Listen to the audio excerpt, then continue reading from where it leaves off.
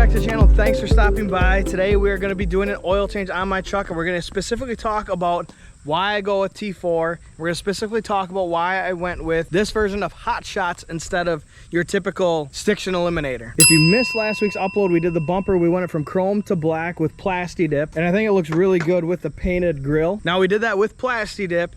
And you know, Plasti Dip is Plasti Dip. It is what it is. It's not obviously a paint match bumper, anything by no means like that. But you know what? For what I paid for the Plasti Dip, it did an excellent job. I did get recommended some super wrap. I do want to get a second bumper and you know, do a kind of like a comparison with the Plasti Dip versus the super wrap, the two different companies. You know, very similar products, but that's something I definitely want to do. Now, as far as oil changes, I always go with AC Delco, and here's your part number for that AC Delco filter. And the reason why I do that is just because you just can't go wrong with it. The cost of it, I think, is $9 for the filter. And then I always paired the AC Delco with Shell Rotella T4. Now, I used to do T6, always do T6. And until I was talking to Lincoln Diesel Specialties, and they suggested, hey, if you want to save a little bit money, it's a little bit of upfront cost. Typically, we run T4 with Hot Shot Stiction Eliminator. And that's something I've been actually running for, geez, about a year now. I've run the T4 with the Hot Shot Stiction Eliminator, but I also got recommended online to go with the friction reducer. Now, I'll leave Hot Shot's link in the description below for the friction reducer as well for the Stiction Eliminator. I really have had a lot of good things with the Stiction Eliminator, so I'm interested to see exactly what this is going to do. Now, Stiction Eliminator, my truck runs really quiet with it, and I don't know if this is going to make my truck run even quieter. To be honest with you guys, I'm 100% just trying this out. I've never used it before. You know, I don't have to do a special treatment. You know, with Stiction Eliminator, your first treatment you have to do, I believe it's 4 ounces for every quart, and then after that it's 2 ounces per every quart. This is 1.5 ounces per 1 quart, and that's really no different than your standard treatment of Stiction Eliminator, which is the 2 ounces per every quart. Now, I'm going to show you exactly what to do when you're adding oil additives to your oil. Definitely do not add the oil additives after you put your oil in. Don't do it before you put your oil in. What was recommended to me by Lincoln Diesel Specialties, anytime I'm doing oil additives, you add it to your jug before you put anything into the engine. That being said, let's go ahead and get this added to this and then drain some oil. So we've got 2.5 gallons of oil, which is 10 quarts of oil. This is simple. This is 1.5 ounces per 1 quart of oil. So basically, we're just gonna bring it all the way down to this bottom line, and that'll be it. So like I said, basically just simply add it in here once you get it to the point. See, I've got 4 ounces left. Keep going. That's about halfway in between the 4 ounce line. A little bit more.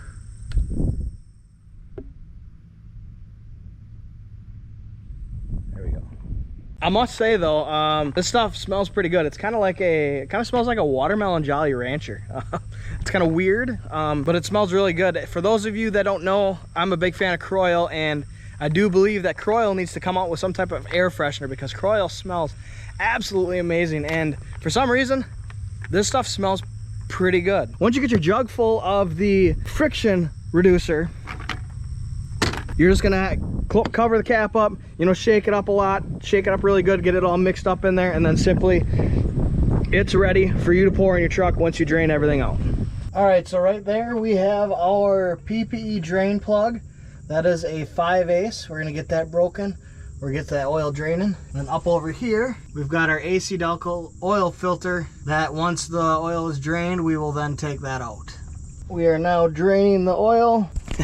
Now, I am only one person, so unfortunately I can't just film, you know, breaking that loose and then film the oil coming out. It's draining right now, so we'll let that drain. And then once it's drained, we're gonna go ahead and take that oil filter off. Let me show you my tool of choice. So this right here is my tool of choice. It just kind of wraps around the oil filter.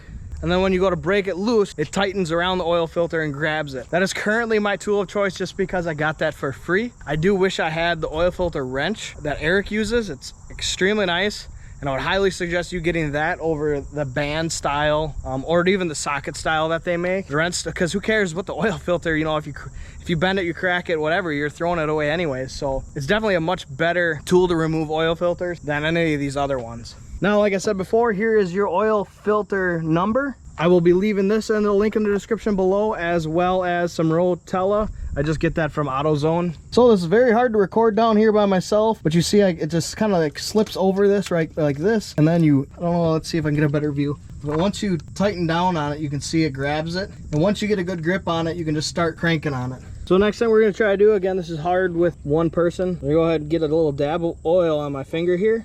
And we're gonna rub that on the new seal. You wanna get this nice and coated before you install your new oil filter in your truck. A little bit more. So now before I go underneath the truck, you can kind of do it all sorts of different ways. I like to work in reverse order now. Some guys will, you know, let the oil drain, and then once the oil's drained, they'll put the plug back in, remove the filter. I like to remove the plug, get the oil pretty much all the way drained out, then remove the filter, and then I go put the filter back in first, and then I put my plug in. Is there a reason for it? No, but to me, doing it that way, you know, you just make sure you get your oil filter in, and then, you know, obviously since you're down here, hey, I still got oil dripping, so I got to get that plug in. Just a reminder of how I do it. That way I don't leave like the filter out or the plug out, you know, because I'm up here, and then before I come out and roll out this way, I see that my plug's not in yet. So, but anyways, you know, once you get this tied on, you know, put two hands on it, give it a nice like quarter turn, make sure it's snug. You don't have to crank it on there really tight to where you can't get it back off. You don't want to be one of those guys. Here is my PPE oil plug. It has a magnet on it. This has honestly been one of the best investments that I made, because my stock oil plug was, you know, from the previous owner constantly taking it to those quick lubes and stuff like that. It was all stripped out. It was terrible to take off every single time. This one has, you know, your nice copper washer on it, as well as it's just a really nice oil plug. I mean, I can't complain about it. I do have plans to upgrade my oil pan to something that I've never even seen in person, at least before. I've always seen it online, but I have not seen it in person. So I'm excited for that. So make sure you guys stay tuned for that. I might be doing that next month or the month after. We'll see when things line up for how things work. So let's go ahead and get the new oil in the truck.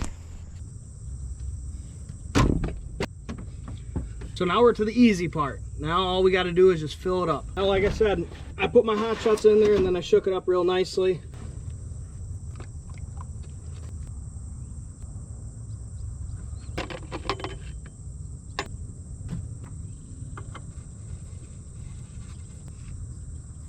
Now when you fill your truck up, you're going to fill it up to a certain amount, and then you're going to want to run it just like I did. You're going to then check your engine oil dipstick. You're going to check how much is in there, and you're going to gauge it by that, how much you need to fill back in. It should take almost all of the 2.5 gallons. It'll be a little bit under it.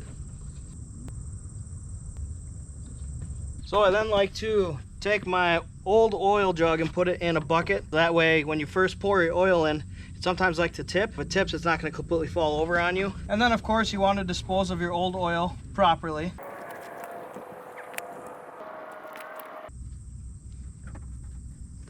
And once you get it all dumped in, simply just clean off your funnel, put your cover on your oil jug, your old oil jug, and make sure you properly dispose of it. I am personally going to take mine to my local county dump. They have a real nice disposal. Actually, my company just did a whole bunch of work for them, and they have a really nice facility there. Anyways, make sure you guys stay tuned for Wednesday's video. We are going to be doing a review, my actual honest review of the Kryptonite bump stops and the Kryptonite sway bar end links. And I can tell you right now, for a little hint, I'm definitely impressed, and I'll explain exactly why I'm impressed and what they did for me, because in total you don't even have $200 invested in that. So it's a very good option, and we'll talk about that on Wednesday. So make sure you guys have yourselves a great night.